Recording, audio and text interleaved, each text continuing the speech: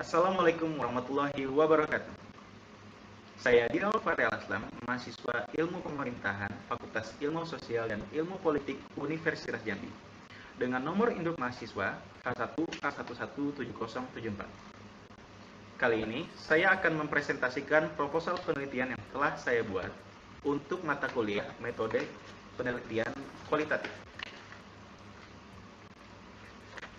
Proposal ini berjudul Efektivitas Pelayanan Perizinan Berbasis Online di Dinas Penanaman Modal dan Pelayanan Terpadu Satu Pintu. Studi kasus tentu saja pada kantor DPMP TSP Kota Jambi. Nah, untuk tidak berlama-lama, marilah kita saksikan presentasinya. Oke. Pertama, masuk kepada latar belakang penelitian. Hal yang melatar belakangi dari penelitian ini ialah berbicara mengenai efektivitas pelayanan publik. Berbicara mengenai efektivitas, pada dasarnya pelayanan masyarakat dapat dikategorikan efektif apabila masyarakat mendapatkan kemudahan seperti prosedur yang singkat, cepat dan tepat, serta hasil yang memuaskan. Keberhasilan dalam meningkatkan efektivitas pelayanan publik ditentukan oleh faktor kemampuan oleh pemerintah dalam meningkatkan disiplin kerja aparat pelayanan. Peran pemerintah selaku penyelenggara pelayanan publik ialah wajib memberikan pelayanan yang maksimal kepada masyarakat. Lalu bagaimana dengan pelayanan publik Kota Jambi? Pelayanan publik Kota Jambi sejauh ini masih cukup terbilang belum optimal. Hal ini dikarenakan prosedur yang berbelit-belit, kemudian memakan waktu yang lama dan juga kurang transparan. Nah, bagaimana caranya mengatasi kekurangan ini? Tentu dibutuhkan yang namanya upgrade atau peningkatan. Nah, dalam meningkatkan efektivitas pelayanan publik, dibutuhkan sesuatu yang dapat meningkatkan pelayanan itu sendiri. Sesuatu tersebut ialah teknologi. Nah, teknologi dalam sebuah pelayanan publik disebut dengan e-government. E-government atau electronic government adalah penggunaan teknologi informasi oleh pemerintah untuk memberikan informasi dan pelayanan bagi warganya. E-government salah satunya didasari atas kebutuhan pemerintah yang transparan serta tuntutan akan perubahan zaman yang semakin maju. Salah satunya sebagai jalan keluar untuk meningkatkan pelayanan publik yang memanfaatkan teknologi informasi dan komunikasi. Kemudian kita lanjut, bagaimana Kota Jambi melaksanakan e-government ya. Nah, salah satu dinas yang menggunakan e-government dalam pelayanan publiknya adalah Dinas Penanaman Modal dan Pelayanan Terpadu Satu Pintu Kota Jambi, atau yang biasa disebut DPMP TSP. DPMP TSP telah melaksanakan program yaitu Pelayanan Terpadu Satu Pintu atau One Stop Service, atau disebut juga perizinan online. One Stop Service ini diklaim lebih efektif dan efisien dalam hal waktu dan biaya. Namun, pada kenyataannya masih terdapat opini di masyarakat bahwa pelayanan One Stop Service ini masih terbilang belum optimal dan memakan waktu yang cukup lama. Hal itulah yang melatar belakangi penelitian ini mengenai efektivitas pelayanan publik di Dinas Penanaman Modal dan Pelayanan Terpadu Satu Pintu.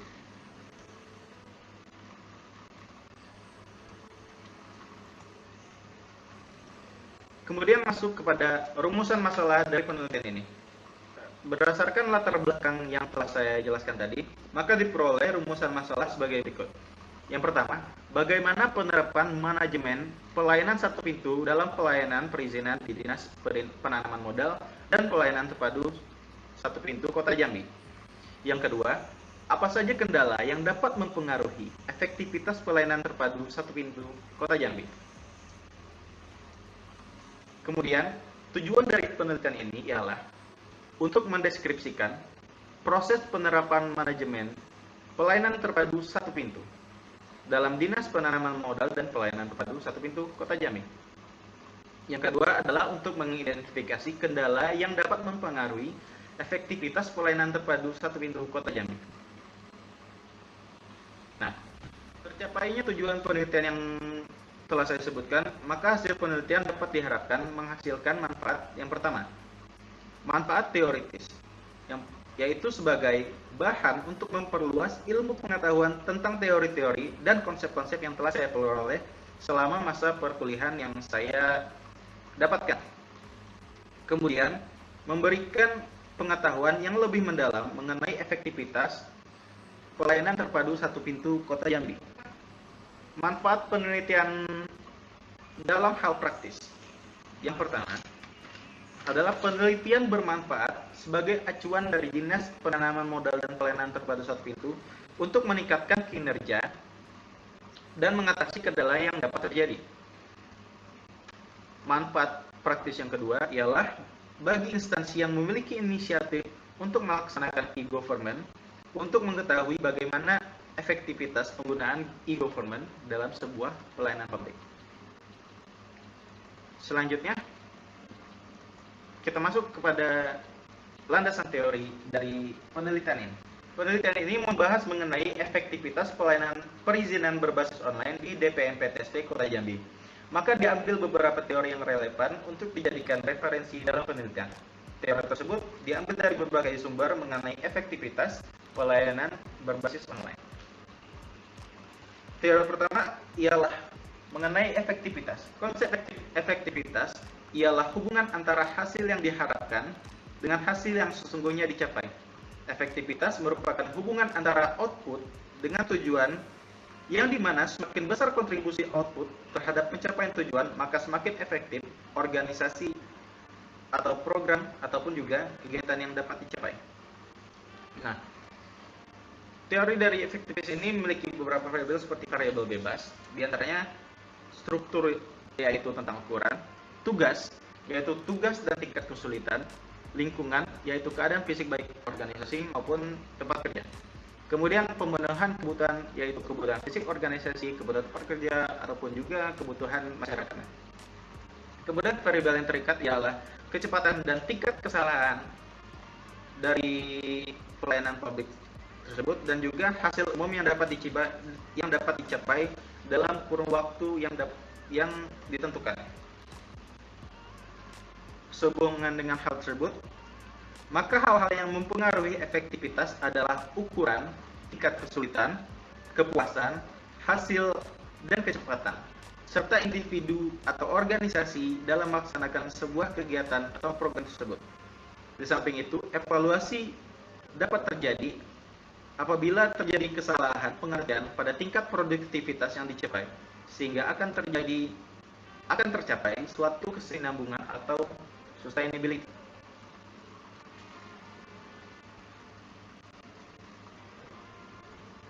Teori yang kedua adalah mengenai pelayanan publik. Pelayanan merupakan suatu proses pemenuhan kebutuhan melalui aktivitas orang lain secara langsung. Atau juga pelayanan publik juga dapat disebut sebagai aktivitas atau serangkaian aktivitas yang bersifat tidak kasat mata, tidak dapat dilihat, yang terjadi sebagai akibat adanya interaksi antara konsumen dan karyawan atau hal-hal yang disediakan oleh perusahaan pemberi pelayanan yang dimaksudkan untuk memecahkan permasalahan konsumen atau pelanggan. Kemudian menurut Menteri Negara Pemberdayaan Aparatur Negara, dalam penyelenggaraan pelayanan publik harus memenuhi beberapa prinsip sebagai berikut. Prinsip pertama ialah kesederhanaan, kemudian kejelasan, kepastian waktu, akurasi, keamanan, tanggung jawab, kelengkapan sarana dan prasarana, kemudahan akses, kedisiplinan, kesopanan dan keramahan, kenyamanan, dan kemudian standar pelayanan minimal.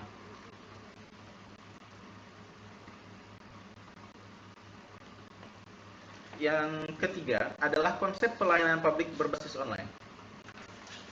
Pelayanan publik berbasis online merupakan perwujudan dari e-government yang dimana menurut Indrajit, e-government yaitu suatu mekanisme interaksi baru modern antara pemerintah dengan masyarakat dan kalangan lain yang berkepentingan atau stakeholder, di mana melibatkan penggunaan teknologi informasi, mostly internet, terutama internet, dengan tujuan memperbaiki mutu atau kualitas pelayanan.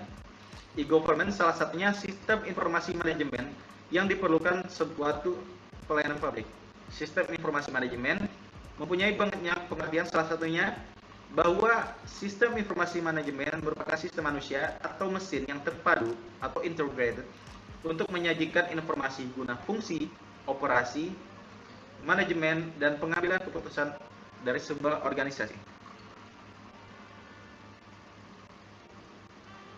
Baiklah, masuk kepada metode penelitian. Yang pertama, jenis penelitian. Metode penelitian yang saya lakukan adalah menggunakan metode penelitian kualitatif yang akan menghasilkan data deskriptif mengenai data tertulis maupun kata-kata lisan dan tingkah laku yang dapat diamati dari orang-orang yang diteliti. Metode penelitian kualitatif adalah metode yang digunakan untuk meneliti pada kondisi objek yang alamiah di mana peneliti sebagai instrumen kunci. Teknik pengumpulan data dilakukan secara triangulasi analisis data bersifat induktif. Hasil penelitian menekankan pada makna generalisasi. Kemudian masuk pada lokasi penelitian. Penelitian dilakukan di Kota Jambi, khususnya kantor Dinas Penanaman Modal dan Pelayanan Terpadu Satu Pintu Kota. Kantor DPMP TSP Kota Jambi memiliki program, yaitu program perizinan online yang sesuai dengan penelitian yang saya lakukan, yang akan saya lakukan.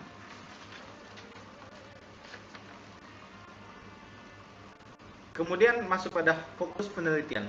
Fokus penelitian yang akan saya lakukan ialah fokus penelitian kualitatif bersifat holistik yang meliputi tempat, aktor, dan aktivitas.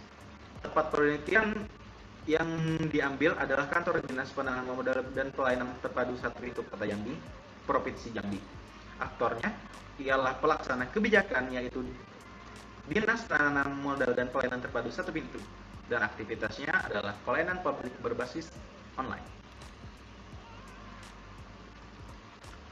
Sumber data dari penelitian ini ialah menggunakan instrumen alat berupa observasi dan wawancara, karena jumlah responden sedikit serta membutuhkan data yang lebih mendalam. Dalam mendapatkan sumber data, butuh yang namanya teknik penentuan informan. Dalam penelitian kualitatif, pengambilan sampel berkaitan dengan siapa yang hendak dijadikan informan dalam penelitian. Informan adalah orang yang memahami mengenai objek penelitian yang sedang diteliti. Oleh karena itu, peneliti menentukan informan sebagai berikut. Pertama, Kepala Dinas Penanaman Modal dan Pelayanan Terpadu Satu Pintu Kota Jambi. Kemudian Sekretaris Dinas Penanaman Modal dan Pelayanan Terpadu Satu Pintu Kota Jambi. Dan yang ketiga ialah masyarakat yang sudah menggunakan program perizinan online. Setelah menentukan informan yang didapat, dibutuhkan teknik pengumpulan data. Nah, teknik pengumpulan data adalah yang pertama, menggunakan observasi partisipatif, yaitu dengan terlibat oleh kegiatan sehari-hari yang sedang diamati atau yang digunakan sebagai sumber data penelitian. Sambil melakukan pengamatan, kita dapat melakukan apa yang dikerjakan oleh sumber data atau informan tersebut dan ikut merasakan suka dukanya. Dengan observasi partisipasi ini, maka data yang diperoleh lebih lengkap, tajam, dan sampai mengetahui pada tingkat mana setiap perilaku nampak. Teknik pengumpulan data yang kedua adalah wawancara atau interview.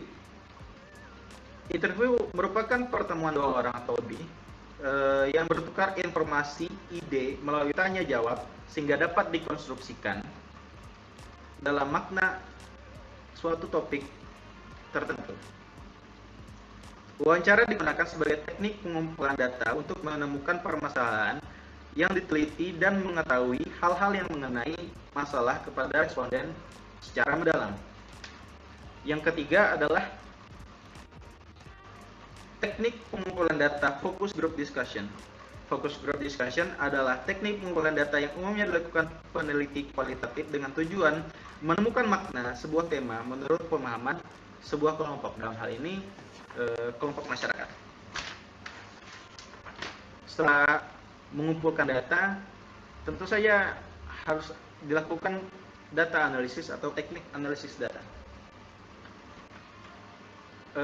Analisis data merupakan proses mencari dan menyusun secara sistematis data yang diperoleh dari hasil wawancara, observasi, dan grup diskusi tadi, sehingga dapat dan mudah dipahami. Kemudian hasil dari pengolahan data tersebut dapat diinformasikan kepada orang lain. Analisis data dilakukan dengan mengorganisasikan data, menjabarkannya ke dalam unit-unit, melakukan sintesa, menyusun ke dalam pola, dan memilih mana yang penting dan yang akan dipelajari. Kemudian membuat kesimpulan dan dapat diceritakan kepada orang lain.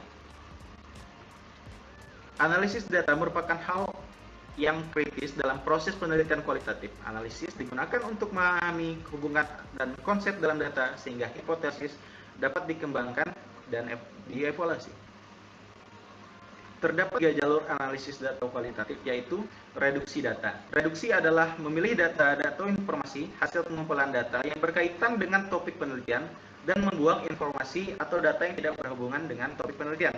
Penyajiannya ialah menampilkan atau memaparkan data yang diperoleh dalam proses pengumpulan data.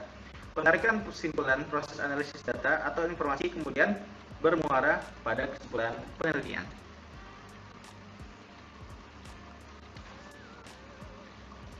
Sekian presentasi dari proposal penelitian saya.